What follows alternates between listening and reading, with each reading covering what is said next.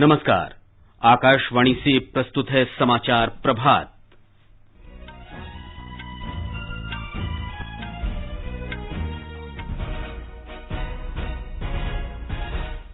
प्रधानमंत्री नरेंद्र मोदी आज दिन में 11 बजे देश की पहली ड्राइवर रहित मेट्रो रेल का उद्घाटन करेंगे। प्रधानमंत्री आज शाम 100वीं किसान रेल को झंडी दिखाकर रवाना करेंगे। विदेश मंत्री डॉक्टर एस जयशंकर ने कतर में उद्योगपतियों से मुलाकात कर भारत में निवेश के अवसरों की जानकारी दी। देश में कोविड के नए रोगियों की संख्या 6 महीने बाद 19,000 से कम हुई। कोविड महामारी के कारण वाहन दस्तावेजों की वैधता की अवधि 31 मार्च 2021 तक बढ़ाई। और मेलबर्न क्रिकेट टेस्ट में भारतीय टीम 326 रन पर ऑल आउट, पहली पारी में ऑस्ट्रेलिया पर 131 रन की बढ़त।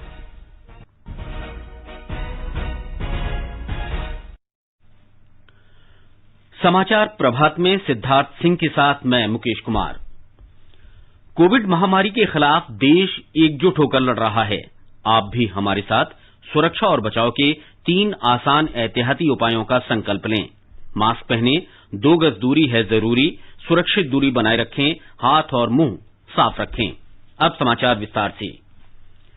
प्रधानमंत्री नरेंद्र मोदी आज दिन में 11 बजे बिना ड्राइवर के चलने वाली देश की पहली मेट्रो रेल का उद्घाटन करेंगे। दिल्ली मेट्रो की बजेंटा लाइन पर इस अनूठी पहल से आरामदायक यात्रा और सुगम आज आवागमन के एक नए युग की शुरुआत होगी। प्रधानमंत्री एयरपोर्ट एक्सप्रेस लाइन पर कॉमन मोबिलिटी कार्ड सेवा का भी उद्घाटन करेंगे। देश के किसी भी भाग से जारी किए गए रुपे डेबिट कार्ड धारक इस कार्ड का इस्तेमाल कर एयरपोर्ट एक्सप्रेस लाइन मेट्रो में यात्रा कर सकेंगे। वर्ष 2022 तक ये सुविधा समूचे दिल्ली मेट्रो नेटवर्क पर उपलब्ध हो जाएगी। हमारे संवाददाता ने बताया है कि वर्तमान में दिल्ली मेट्रो के 390 किलोमीटर के नेटवर्क में 285 स्टेशन हैं। 37 किलोमीटर लंबी जनकपुरी पश्चिम से बॉटनिकल गार्डन के बीच चलने वाली मेजेंटा लाइन पर कुल 25 मेट्रो स्टेशन हैं, जहां बिना ड्राइवर वाली रेलगाड़ी चलेगी। इसके बाद 58 किलोमीटर लंबी पिंक लाइन शिव विहार से मजलिस पार्क के बीच अगले साल के मध्य में चालक रहित मेट्रो का परिचालन होगा। इन ट्रेनों की गति को कंट्रोल रूम से ही नियंत्रित किया जाएगा। यह चालक रहित रेलगाड़ी पूरी तरह स्वचालित होगी, जिससे मानवीय भूल की संभावना नहीं होगी। दिल्ली मेट्रो की मेजेंटा लाइन पर इस ट्रेन की शुरुआत होने के बाद दिल्ली मेट्रो रेल निगम विश्व के उन 7% मेट्रो नेटवर्क में शामिल हो जाएगी, जहां बिना ड्राइवर रेलगाड़ी चलाई जा रही है। दीपेंद्र कुमार, आकाशवाणी समाचार, दिल्ली। प्रधानमंत्री नरेंद्र मोदी वीडियो कॉन्फ्रेंस के जरिए आज शाम 4:30 बजे महाराष्ट्र में संगोला से पश्चिम बंगाल में शालीमार तक 100वीं किसान रेल को झंडी दिखाकर रवाना करेंगे। इस अवसर पर कृषि मंत्री नरेंद्र सिंह तोमर और रेल मंत्री पीयूष गोयल भी उपस्थित रहेंगे। एक रिपोर्ट। इस रेलगाड़ी में फूलगोभी, शिमला मिर्च, पत्ता गोभी, सहजन, मिर्च और प्याज जैसी सब्जियों के साथ अंगूर, संतरा, अनार, केला और शरीफा तथा अन्य फल सब्जियां ले जाई जाएंगी। मार्ग में गाड़ी रुकने पर इन वस्तुओं के उतारने और लादने की अनुमति रहेगी और खेप के आकार की कोई सीमा नहीं रहेगी। भारत सरकार ने फलों और सब्जियों के परिवहन पर 50% की सब्सिडी दी है। पहली किसान रेल इस साल 7 अगस्त को देवलाली से दानापुर के लिए शुरू की गई थी, जिसे बाद में मुजफ्फरपुर तक बढ़ा दिया गया था। किसानों से अच्छी प्रतिक्रिया मिलने के बाद इस रेलगाड़ी को साप्ताहिक से हफ्ते में 3 दिन के लिए बढ़ा दिया गया था। किसान रेल देश में कृषि उत्पादों के त्वरित परिवहन के लिए बहुत महत्वपूर्ण साबित हुई है। यह रेल जल्दी खराब होने वाले कृषि उत्पादों को एक स्थान से दूसरे स्थान तक लाने ले जाने की निर्बाध आपूर्ति श्रृंखला सुनिश्चित करती है। दीपेंद्र की रिपोर्ट के साथ समाचार कक्ष से विजय लक्ष्मी कासूटिया। प्रधानमंत्री नरेंद्र मोदी कल दिन में 11 बजे वीडियो कॉन्फ्रेंसिंग के माध्यम से माल ढुलाई के विशेष गलियारे ईडीएफसी के न्यू भावपुर न्यू खुर्जा खंड का उद्घाटन करेंगे। उत्तर प्रदेश में ईडीएफसी का 351 किलोमीटर लंबा न्यू भावपुर न्यू खुर्जा खंड 5,750 करोड़ रुपए की लागत से बनाया गया है। ये खंड स्थानीय उद्योगों जैसे कानपुर देहात जिले में एल्यूमीनियम उद्योग, औरैया जिले में डेयरी क्षेत्र, इटावा जिले में कपड़ा उत्पादन, फिरोजाबाद जिले में कांच उद्योग और अलीगढ़ जिले में ताले और हार्डवेयर उद्योगों के लिए नए अवसर खोलेगा। ये खंड मौजूदा कानपुर दिल्ली मुख्य लाइन से भी भीड़ भाड़ कम कर देगा और भारतीय रेलवे को रेलगाड़ियों को तेज गति से चलाने में सक्षम बनाएगा। इस कार्यक्रम के दौरान प्रधानमंत्री प्रयागराज में ईडीएफसी के अत्याधुनिक परिचालन नियंत्रण केंद्र का भी उद्घाटन करेंगे। ये ईडीएफसी के पूरे मार्ग पर नियंत्रण केंद्र के रूप में कार्य करेगा। प्रधानमंत्री नरेंद्र मोदी ने कहा है कि देश आत्मनिर्भर भारत अभियान के माध्यम से नई क्षमताओं का सृजन कर रहा है। आकाशवाणी से मन की बात कार्यक्रम में श्री मोदी ने कल कहा कि आम आदमी ने देश में जबरदस्त बदलाव महसूस किया है और लोगों को आशा की नई किरण दिखाई दे रही है। जब जनता कर्फ्यू जैसा अभिनव प्रयोग पूरे विश्व के लिए प्रेरणा बना, जब ताली थाली बजाकर देश ने हमारे कोरोना वॉरियर्स का सम्मान किया था, एकजुटता दिखाई थी, उसे भी कई लोगों ने याद किया है। साथियों, देश के सामान्य से सामान्य मानवी ने इस बदलाव को महसूस किया है। मैंने देश में आशा का एक अद्भुत प्रभाव भी देखा है। चुनौतियां खूब आई, संकट भी अनेक आए। कोरोना के कारण दुनिया में सप्लाई चेन को लेकर अनेक बाधाएं भी आई, लेकिन हमने हर संकट से नए सबक लिए। देश का नया सामर्थ्य भी पैदा हुआ। अगर शब्दों में कहना है तो इस सामर्थ्य का नाम है आत्मनिर्भरता। दिल्ली के अभिनव बनर्जी के संदेश का जिक्र करते हुए प्रधानमंत्री ने कहा कि अब भारत के लोग दुकानदारों से मेड इन इंडिया सामान की मांग करने लगे हैं, जो लोगों की मानसिकता में बड़े बदलाव का संकेत है। श्री मोदी ने देशवासियों से आग्रह किया कि वे एक सूची तैयार करें जिसमें दैनिक उपयोग की अनेक वस्तुओं के नाम हों और उन्हें ही खरीदने का संकल्प लें। उन सभी चीजों की पूरी लिस्ट बनाई है जिन्हें प्रतिदिन इस्तेमाल करते हैं। इसमें electronics, stationery, self care items, उसके अलावा और भी बहुत कुछ शामिल है कि हम जाने अनजाने में उन विदेशी प्रोडक्ट्स का इस्तेमाल कर रहे हैं जिनके विकल्प भारत में आसानी से उपलब्ध है। अब कसम खाई है कि मैं उसी प्रोडक्ट का इस्तेमाल करूंगा जिनमें हमारे देशवासियों की मेहनत और पसीना लगा हो। प्रधानमंत्री ने कहा कि समय आ गया है जब हमें श्रेष्ठ गुणवत्ता का सामान तैयार करना है। हम आत्मनिर्भर भारत का समर्थन कर रहे हैं, लेकिन हमारे मैन्युफैक्चरर्स, उनके लिए भी साफ संदेश होना चाहिए कि वे प्रोडक्ट्स की क्वालिटी से कोई समझौता न करें। बात तो सही है, जीरो इफेक्ट, जीरो डिफेक्ट की सोच के साथ काम करने का यह उचित समय है। मैं देश के मैन्युफैक्चरर्स से आग्रह करता हूं, देश के लोगों ने मजबूत कदम आगे बढ़ाया है। वोकल फॉर लोकल ये आज घर घर में गूंज रहा है। ऐसे में अब ये सुनिश्चित करने का समय है कि हमारे प्रोडक्ट्स विश्व स्तरीय। प्रधानमंत्री ने छात्रों के लिए एनिमेशन वीडियो बनाने वाले तमिलनाडु के शिक्षक का जिक्र करते हुए कहा कि देश भर में कोरोना लॉकडाउन के दौरान शिक्षकों ने बच्चों को सिखाने के नए नए तरीके खोजे और रचनात्मक तरीके से पाठ्य सामग्री तैयार की। देश भर में कोरोना के समय में टीचर्स ने जो इनोवेटिव तरीके अपनाए, जो कोर्स मटेरियल क्रिएटिविटी तैयार किया है, वो ऑनलाइन पढ़ाई के इस दौर में अमूल्य है। मेरा सभी टीचर से आग्रह है कि वो इन कोर्स मटेरियल को शिक्षा मंत्रालय के दीक्षा पोर्टल पर जरूर अपलोड करें। इससे देश के दूर दराज वाले इलाकों में रह रहे छात्र छात्राओं को काफी लाभ होगा।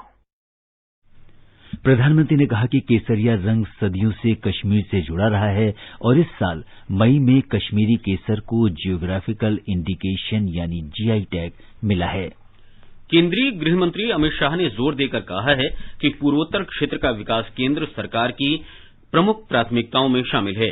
उन्होंने कल मणिपुर की राजधानी इम्फाल में कई विकास परियोजनाओं की आधारशिला रखी और 3 बड़ी परियोजनाओं का उद्घाटन किया।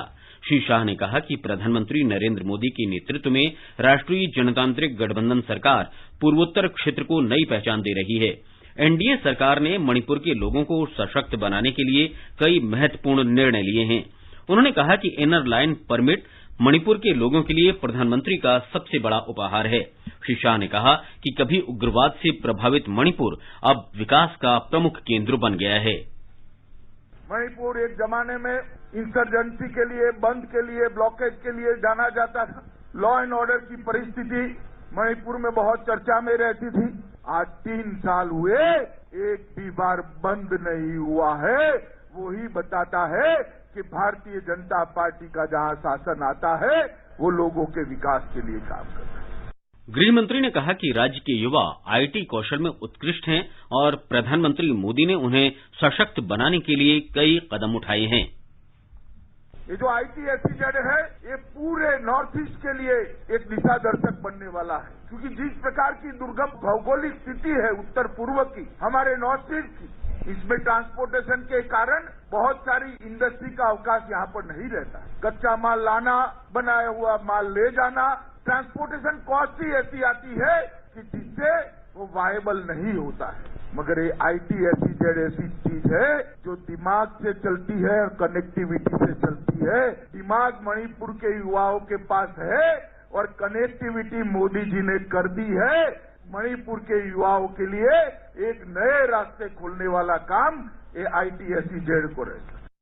पिछले 3 वर्षों में भाजपा के नेतृत्व में सरकार ने राज्य के विकास और शांति के लिए अभूतपूर्व प्रयास किए हैं।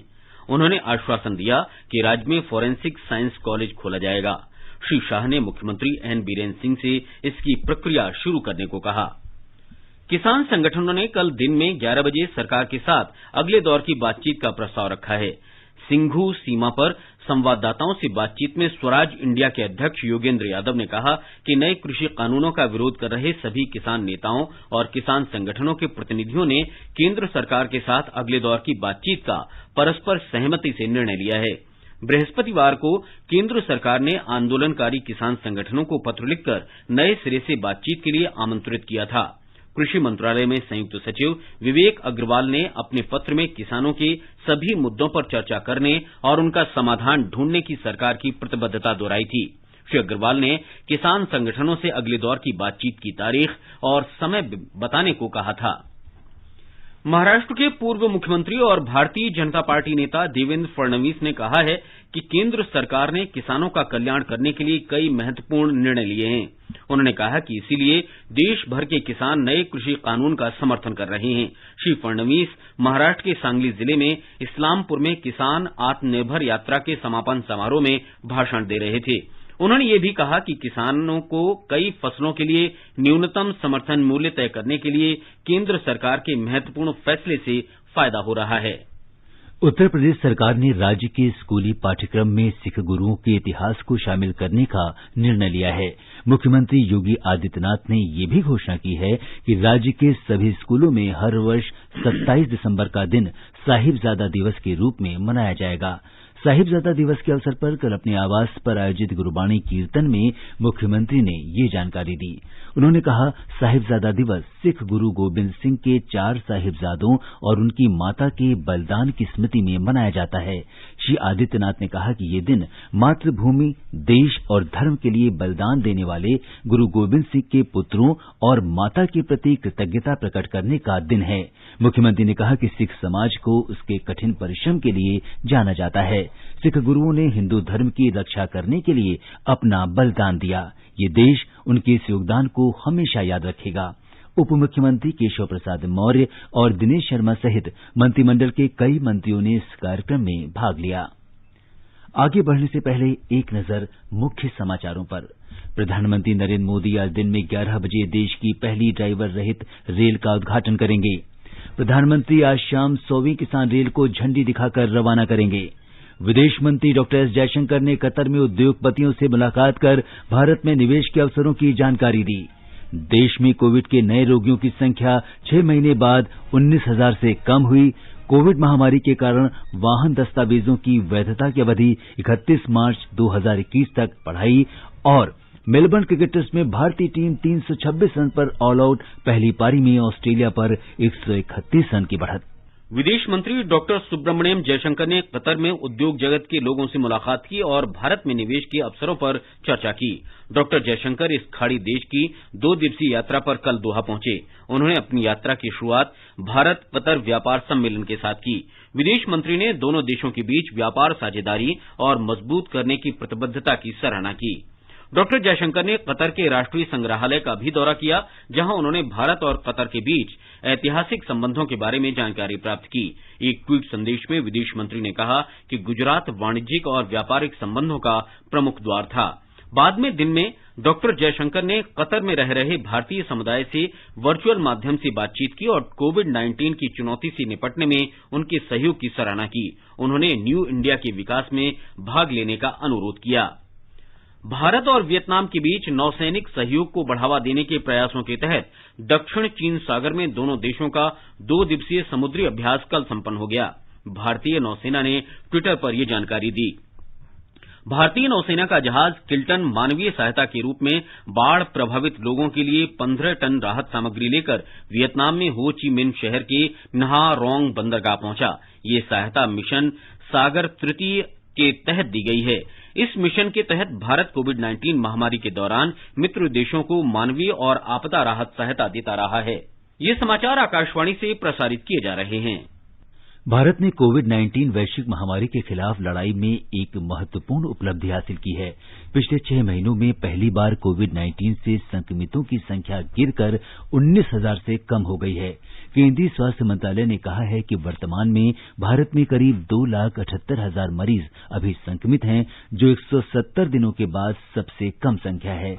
देश में संक्रमितों की संख्या में लगातार गिरावट दर्ज की जा रही है। भारत में कुल संक्रमितों में से वर्तमान में 2.74% का ही उपचार चल रहा है। पिछले 24 घंटे के दौरान 21,000 से अधिक मरीजों को स्वस्थ होने के बाद अस्पताल से छुट्टी दे दी गई है।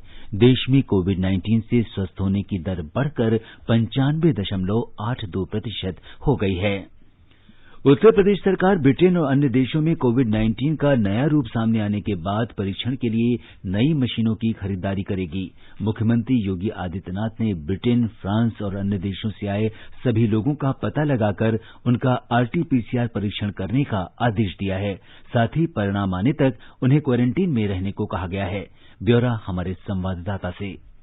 एक समीक्षा बैठक के दौरान कल मुख्यमंत्री योगी आदित्यनाथ ने कहा कि बाहर के देशों से आ रहे सभी लोगों की एक सूची तैयार की जाए और हर किसी का कोविड परीक्षण किया जाए। ऐसे लोगों को तब तक घरों में ही पृथकवास में रखा जाए जब तक कि उनकी कोविड जांच के नतीजे सामने नहीं आ जाते। मुख्यमंत्री ने कॉन्टैक्ट ट्रेसिंग और सर्विलांस सिस्टम को और प्रभावी बनाने पर जोर देते हुए कहा कि आरटी-पीसीआर और रैपिड एंटीजन टेस्ट पूरी क्षमता के साथ किए जाएं। इस बीच प्रदेश में काफी लंबे अंतराल के बाद कल 1,000 से भी कम कोविड संक्रमण के मामले सामने आए। पिछले 24 घंटों में 959 नए कोविड मामलों का पता चला, जबकि 1,391 मरीजों को पूरी तरह से ठीक होने के बाद अस्पताल से डिस्चार्ज कर दिया गया। राज्य में इस समय कोरोना से संक्रमित 15,371 सक्रिय मरीज हैं। सुशील चंद्र तिवारी, आकाशवाणी समाचार, लखनऊ।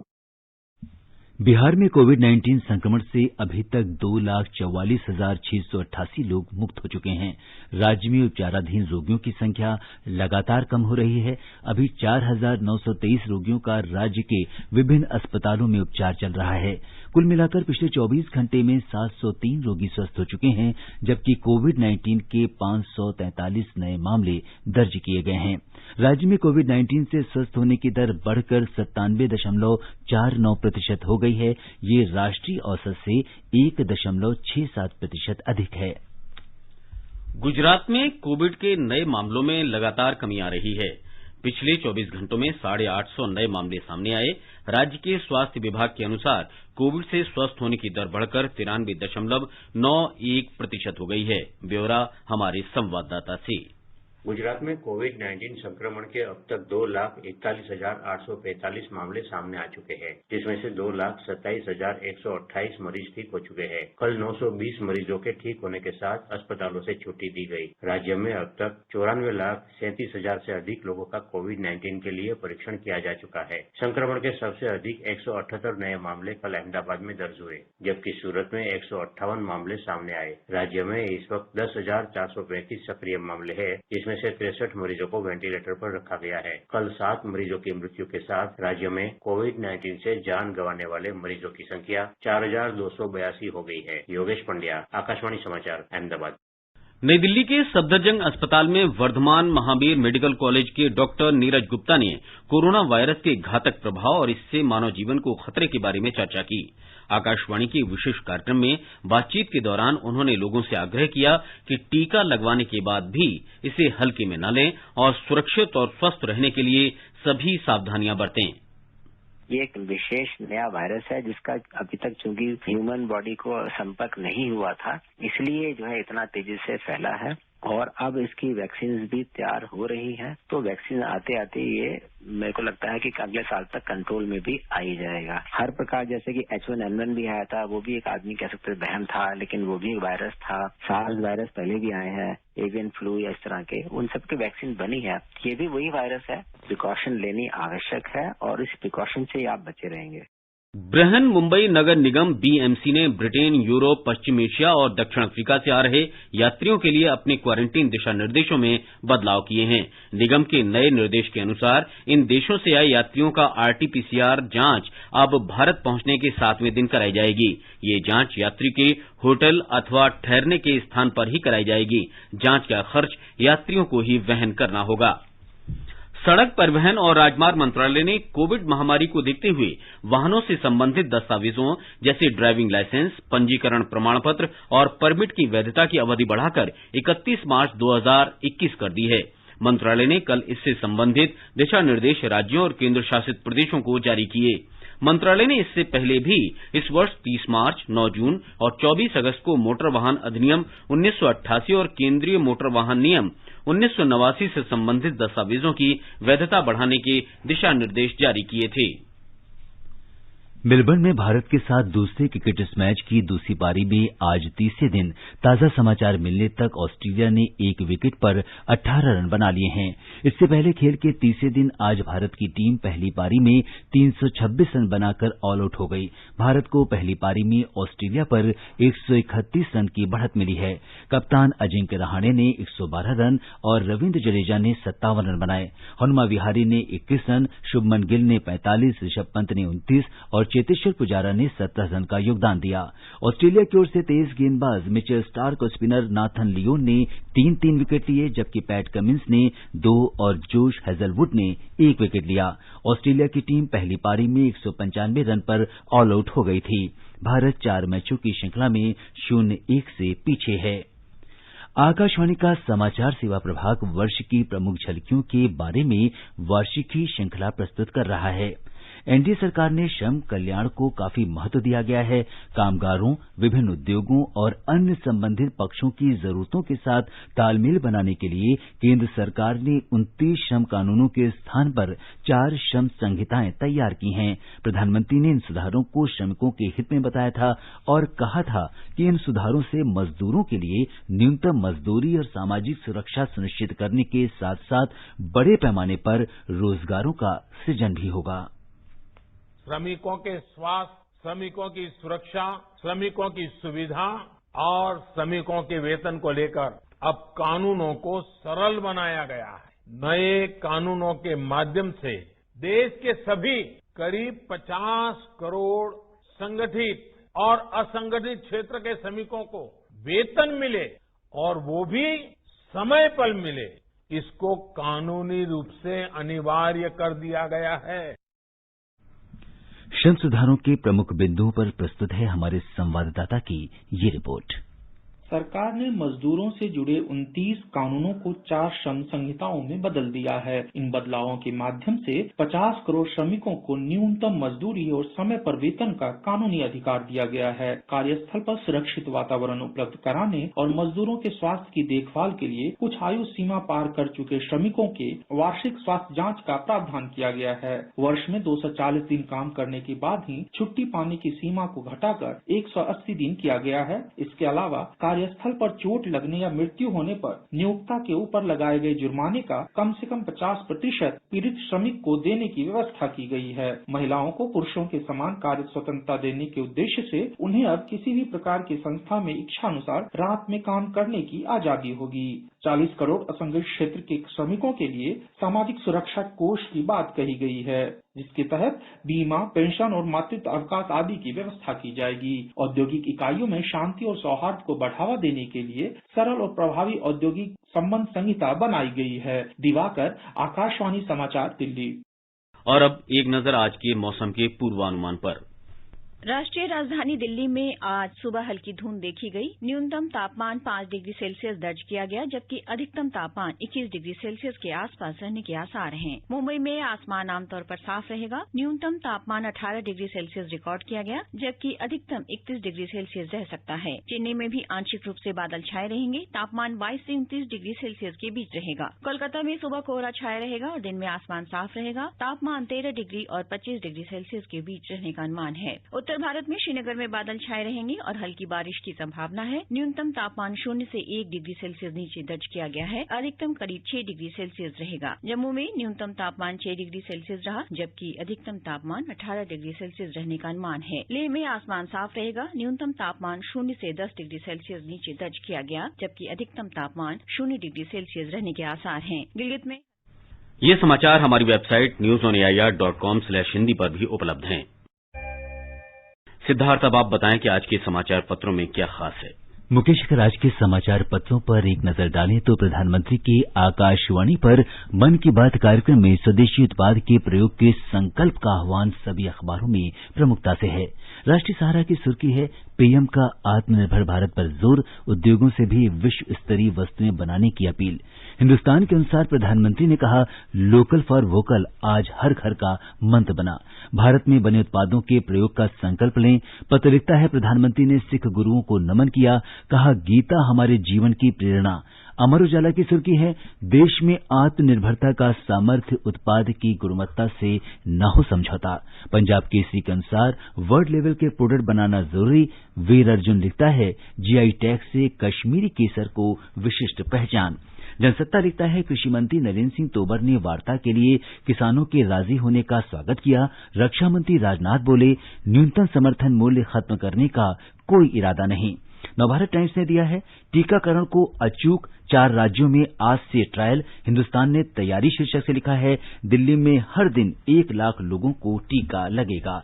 जनसत्ता का कहना है, दिल्ली को आज मिलेगी चालक रहित मेट्रो, प्रधानमंत्री मजेंटा लाइन पर करेंगे उद्घाटन। नवभारत टाइम्स लिखता है, नीतीश ने विश्वस्त आरसीपी सिंह को बनाया पार्टी अध्यक्ष। हिन्दुस्तान लिखता है, राष्ट्रीय उपभोक्ता आयोग ने कहा, मॉल थैले का पैसा नहीं वसूल सकते। राजस्थान पत्रिका लिखता है, और बढ़ेगी सर्दी, कड़ाके की ठंड से होगा नए साल का आगाज। पहाड़ों पर फिर से बर्फबारी, मैदानी इलाकों में हाड़ कपाएंगी सर्द हवाएं। 29 दिसंबर से उत्तर भारत में शीतलहर। अंत में मुख्य समाचार एक बार फिर। प्रधानमंत्री नरेंद्र मोदी आज दिन में 11 बजे देश की पहली ड्राइवर रहित मेट्रो रेल का उद्घाटन करेंगे। प्रधानमंत्री आज शाम 100वीं किसान रेल को झंडी दिखाकर रवाना करेंगे। विदेश मंत्री डॉक्टर सुब्रमण्यम जयशंकर ने कतर में उद्योगपतियों से मुलाकात कर भारत में निवेश के अवसरों की जानकारी दी। देश में कोविड के नए रोगियों की संख्या 6 महीने बाद 19,000 से कम हुई। कोविड महामारी के कारण वाहन दस्तावेजों की वैधता की अवधि 31 मार्च 2021 तक बढ़ाई गई। और मेलबर्न क्रिकेट टेस्ट में भारतीय टीम 326 रन पर ऑल आउट। पहली पारी में ऑस्ट्रेलिया पर 131 रन की बढ़त। इसके साथ ही समाचार प्रभात का ये अंक समाप्त हुआ। नमस्कार।